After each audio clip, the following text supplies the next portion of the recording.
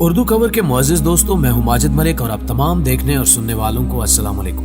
ناظرین گرامی، modern technology جس کے استعمال نے انسان کو آج عروج اور ترقی کے اعلیٰ مقام پر لا کھڑا کر دیا ہے، ایک مسلمان ہونے کے ناطے ہمارا یہ ماننا ہے کہ یہ سب ترقیاں اور عروج اللہ کی طرف سے ہی انسان کو بخشی گئی ہیں، کیونکہ اللہ پاک نے انسان کو یہ سب چیزیں بنانے کے لیے عقل کی دولت سے مالا مال کیا ہے۔ لیکن ماڈرن ٹیکنالوجی بنانے والوں کا کہنا اس سے کچھ الٹ ہے۔ ان کے مطابق یہ ٹیکنالوجی اور ترقی انہیں دجال کے کالے جادو اور شیطان کی طرف سے ملی ہے۔ آج کی اس ویڈیو میں ہم آپ کو انہی کے کچھ خطرناک نظریات اور ایسے سائنسدانوں کے بارے میں بتائیں گے جن کی بنائی گئی ٹیکنالوجی نے دنیا کو بدل کر رکھ دیا۔ لیکن یہاں آپ سے درخواست کرتے چلیں کہ پہلے یوٹیوب کے اس منفرد چینل اردو کور کو سبسکرائب کرتے ہوئے ساتھ موجود گھنٹی کے بٹن کو بھی دبا دیں تاکہ علمی، ادبی اور تاریخی ویڈیوز کی نوٹیفیکیشن آپ تک باقاعدگی کے ساتھ پہنچتی رہے۔ نیز ہماری حوصلہ افزائی کے لیے ہماری ویڈیوز کو لائک ضرور کیا کیجئے تاکہ دلچسپ ویڈیوز کا تسلسل برقرار رکھا جا سکے۔ تو آئیے ناظرین، چلتے ہیں آج کے موضوع کی جانب۔ ناظرین گرامی، جیک پارسن نامی یہ شخص امریکہ کا بہت بڑا اور ذہین ترین راکٹ انجینئر تھا۔ اسے فادر آف اسپیس ایجز بھی کہا جاتا ہے۔ یہ وہی شخص ہے جس نے پہلی مرتبہ راکٹ انجن ایجاد کیا تھا، اور آج ہم جو بھی اسپیس ماڈرن ٹیکنالوجی دیکھ رہے ہیں وہ بھی اسی شخص کی وجہ سے ہی ممکن ہو سکی ہے۔ لیکن آج اس ویڈیو میں ہم جیک پارسن کی راکٹ سائنس کی بات نہیں کر رہے، بلکہ اس کے عقیدے کے بارے میں آپ کو آگاہی دے رہے ہیں۔ کہا جاتا ہے کہ جیک پارسن شیطان کا پجاری تھا۔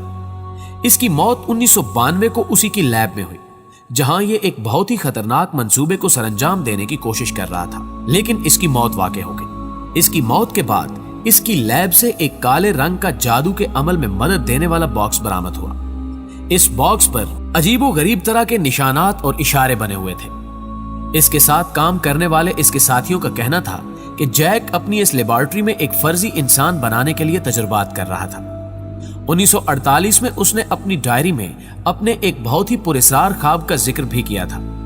اس کا کہنا تھا کہ اس نے اپنے خواب میں کسی شخص کو دیکھا تھا جو بیلارون الملس الدجال تھا، یعنی اس کے مطابق اس نے دجال ہی کو دیکھا تھا۔ جیک نے دجال سے کہا کہ صرف تم ہی ہو جو میری مدد کر سکتے ہو، صرف تم ہی مجھے سائنس اور جادو کی دنیا میں کامیاب بنا سکتے ہو۔ آج کا انسان ٹیکنالوجی میں بہت زیادہ آگے بڑھ چکا ہے، اور ٹیکنالوجی بھی ایسی کہ جسے دیکھ کر ایسا لگتا ہو کہ یہ بھلا کیسے ہو سکتا ہے، یہ تو کوئی جادو یا کرشمہ ہی ہے۔ دوستو، در حقیقت ہم دجالی دور میں پوری طرح سے داخل ہو چکے ہیں، اور اللہ اور اس کے رسول صلی اللہ علیہ وآلہ وسلم ہی جانتے ہیں کہ اب وہ کہاں اور کس شکل میں دنیا کے سامنے رونما ہوگا۔ پر جس طرح دنیا تیزی کے ساتھ ماڈرن ٹیکنالوجی میں ترقی کر رہی ہے، اسی تیزی کے ساتھ دجال کے آنے کا وقت بھی قریب تر آتا جا رہا ہے۔ اس بات کو آپ خود بھی بخوبی سمجھتے ہوں گے کہ جس تیزی کے ساتھ موجودہ دور میں ٹیکنالوجی میں ترقی ہو رہی ہے، اس سے پہلے کبھی بھی کسی دور میں نہیں ہوئی تھی۔ آج کے دور میں ہم سیکنڈ سے بھی کم وقت میں اپنا پیغام دنیا کے ایک کونے سے دوسرے کونے میں بآسانی پہنچا سکتے ہیں، اور سائنس اور ٹیکنالوجی کی مدد سے دوسرے سیاروں میں زندگی تلاش کی جا رہی ہے۔ لیکن یہاں سوال یہ پیدا ہوتا ہے کہ یہ ٹیکنالوجی کس حد تک آگے بڑھے گی؟ آپ سب کو حضرت سلیمان علیہ السلام کے جن کا قصہ تو یاد ہی ہوگا، جس نے حضرت سلیمان علیہ السلام کے پلک جھپکنے سے پہلے ہی ملکہ سبا کا تخت ہزاروں میل دور ان کے محل تک پہنچا دیا تھا۔ اس بات کو مد نظر رکھتے ہوئے آپ لوگ اب اس بات پر غور کریں کہ انسان آج کی ماڈرن ٹیکنالوجی کی وجہ سے ہی ایک سیکنڈ سے بھی کم وقت میں اپنی موجودگی کو دنیا کے سامنے ظاہر کر سکتا ہے۔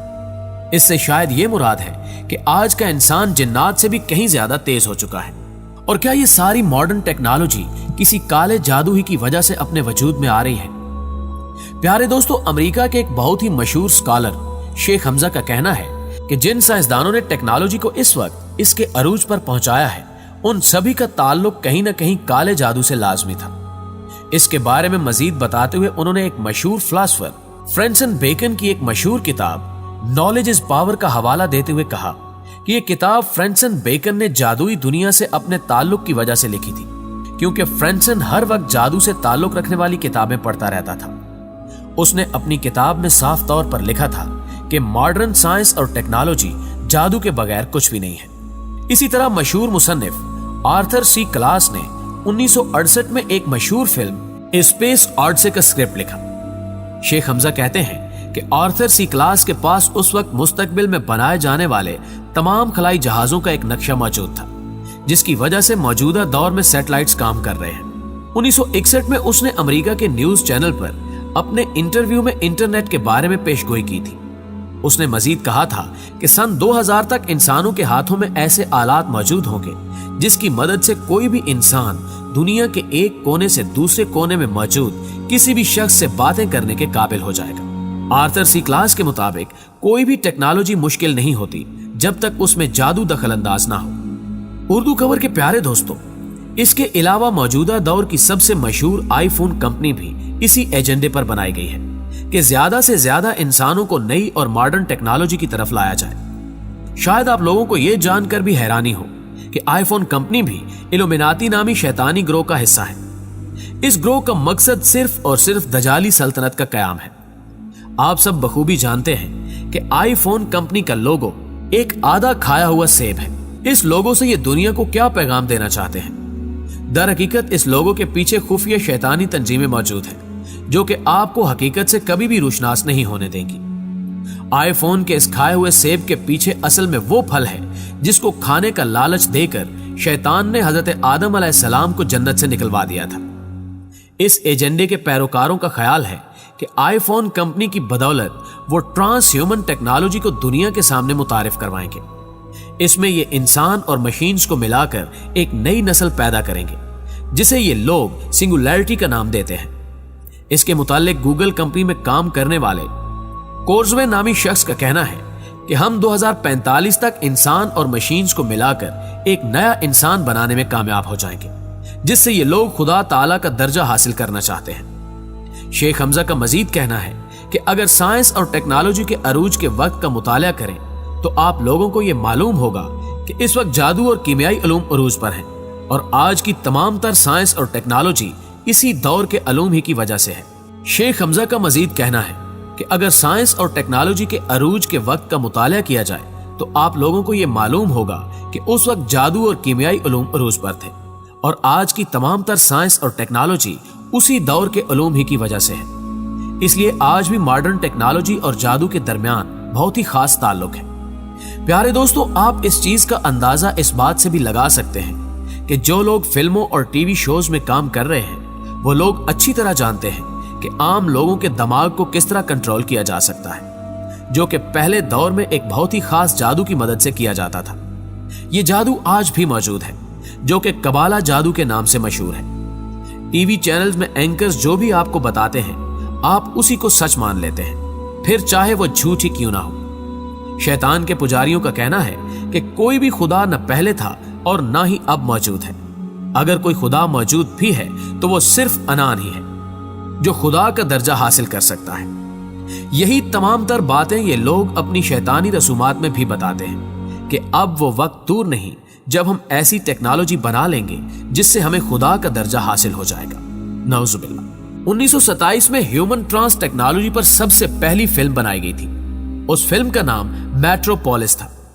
इस फिल्म में एक साइंसदान इंसान और मशीन को मिलाकर एक मशीनी इंसान को बनाता है जिसे उस फिल्म में भी मुस्तकबिल के इंसान का दर्जा हासिल होता है, जो कि खुद को किसी भी इंसान की शक्ल में तब्दील करने की सलाहियत रखता है।